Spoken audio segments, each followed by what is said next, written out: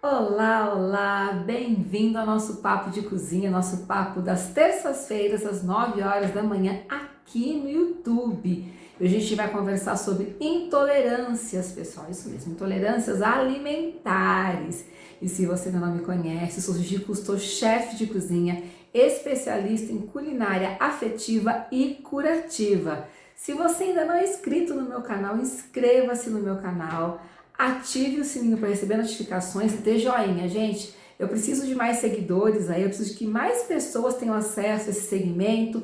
Quanto mais você compartilhar, mais joinha você der, né? E passar essa ideia para todas as pessoas, o YouTube vai entender que esse conteúdo realmente é pertinente e vai distribuir para mais pessoas, gente. Conhecimento é tudo, principalmente quando a gente está falando da nossa própria saúde e como a gente pode cuidar disso de maneira muito simples, né? Com a nossa alimentação, que é o nosso nosso caminho de entrada para uma vida mais feliz e mais saudável. Agora vamos à vinheta.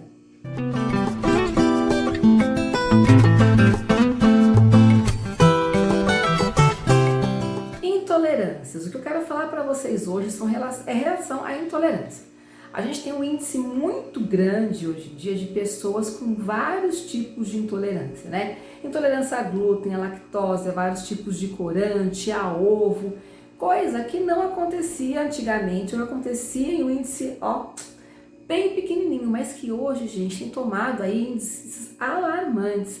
Cada vez mais, né, tem pessoas com essa intolerância ou mesmo, né, com alergias que são adquiridas principalmente na fase adulta. E aí a gente tem que pensar o que está ocasionando isso, o que pode, né, fazer com que você chegue a esse quadro ou que aquelas próximas gerações que virão, né, que serão frutos aí, filhos, netos, como isso pode, né, tomar realmente um nível gritante. E sendo que nós temos aí restrições ainda alimentares em relação à produção de alguns produtos, alguns tipos de alimento. Como a gente pode viver em relação a isso? Se a gente prestar atenção historicamente, toda essa leva de intolerância começou a acontecer, justamente passou a ter esse número devido à massificação do consumo de produtos industrializados com alto índice de conservantes e corantes e concentração de alguns alimentos em específico. Se você for olhar na história, todas as pessoas elas consumiam o que tinha na região. E isso não tinha em excesso, por quê? Porque as produções eram sazonais, então respeitava o período de produção de cada um, né? Então, quando eu ia consumir um alimento, é porque estava na safra daquele alimento. Hoje em dia não, né? Com a industrialização maciça, né? Com a difusão das indústrias e principalmente, né? Nos países subdesenvolvidos que no passado não tinham. O Brasil, para vocês terem uma ideia, até a década de 50 era um país agrário, né? E aí, com o plano que é de 5 a 50 anos em 5 do Juscelino Kubitschek, que as empresas começaram a vir, as indústrias começaram a vir para cá. E depois, na era militar, né, no regime militar, entre 60 e 70, aí as indústrias realmente começaram a vir de forma grande para o Brasil e o país passou de ser um país agrícola para um país industrial, mas até então não era. E isso aconteceu com muitos países da América Latina e do mundo todo, deixaram de ser países agrários. E isso fez a modificação da alimentação dessas pessoas. Então, ocorrendo essa modificação, começou a fazer o quê? Eu passei a não consumir aquilo que era da minha região, nem aquilo que era sazonal. Eu passei a consumir muito mais alimentos com leite, com glúten, com corantes, com sal, com gorduras sintetizadas. E tudo isso foi fazendo o quê? Foi fazendo uma modificação, né? A gente foi tendo aí um acúmulo, uma intoxicação. E muitas vezes as pessoas começaram na década de 80 a consumir nossos pais, nossos avós, não sentiram isso de maneira tão forte quanto as nossas gerações, porque eles começaram a consumir esses alimentos já na fase adulta e passaram grande parte da vida comendo alimentos saudáveis, esses alimentos com essa diversidade sazonal, fazendo com que o corpo não criasse o acúmulo, não tivesse o excesso de nenhum nutriente em específico, né? Mas já a nossa geração, a partir da década de 80 em diante, Aí a gente já teve essa industrialização e nós já passamos a consumir esses alimentos no nosso dia a dia. Mas ainda, né, por ser algo mais novo, nossos pais também estarem se habituando com isso, tinha muito mais alimentos naturais na nossa mesa. Década de 90, né, vem já a nossa fase mais madura e muitas vezes muitos de nós já tendo filhos, começando ali nossa vida como adultos, nossos filhos começaram a consumir esses alimentos que nós já consumíamos e já tínhamos alguma informação genética para passar para eles referentes a esses alimentos. Porém, já sabemos que a maior parte do que tem nesses alimentos não são itens bons. São itens que causam, com o passar do tempo, doenças metabólicas e outras séries aí de doenças, né, que a gente já sabe hoje. E aí essas crianças vieram com esses genes, né, vieram com essas informações genéticas e continuam consumindo em maior quantidade, até porque a gente já nessa nossa geração, a gente não tinha nem o costume mais de ir para a cozinha como as nossas mães, porque nossas mães e nossas avós trabalhavam em casa, né? Cuidando da família. Não que as mães hoje não cuidem das famílias, elas cuidam.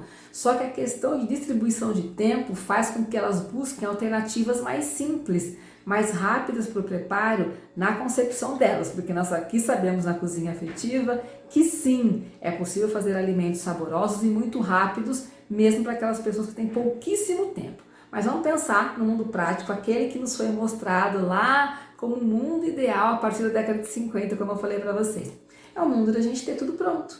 Então essas crianças, elas consomem muito mais alimentos com todos esses aditivos, conservantes, leite, glúten, tudo que tem aí que a gente sabe que não faz bem em excesso, porque a questão toda é o excesso. Que elas passaram a desenvolver essa intolerância e muitas vezes já vem com essa intolerância porque nós, né, a nossa geração já está saturada desses elementos. E os adultos, quando começam a apresentar esse quadro, é porque, né, foram acumulando no índice menor durante a infância e chegando agora, pelo consumo maciço, tem essa overdose e é necessário que se cesse o consumo desses alimentos, que seja reduzido, porque aí começa a aparecer as intolerâncias, as alergias, né, pele, tudo isso, que são fatores, né, gente, muito ruins para o nosso dia a dia.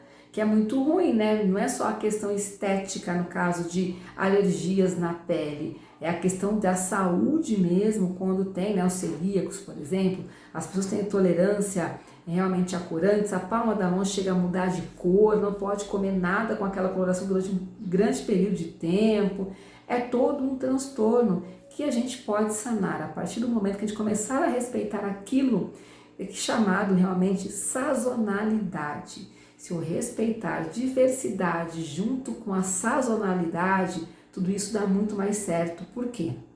Eu posso buscar ali, tem uma tabelinha que eu consigo ver as safras, né? Então, se eu conseguir ver a safra que tá, quais alimentos daquela safra, eu vou consumir os alimentos daquela safra, né? E aí depois na outra safra, né, na outra estação eu vou consumir os outros alimentos daquela safra.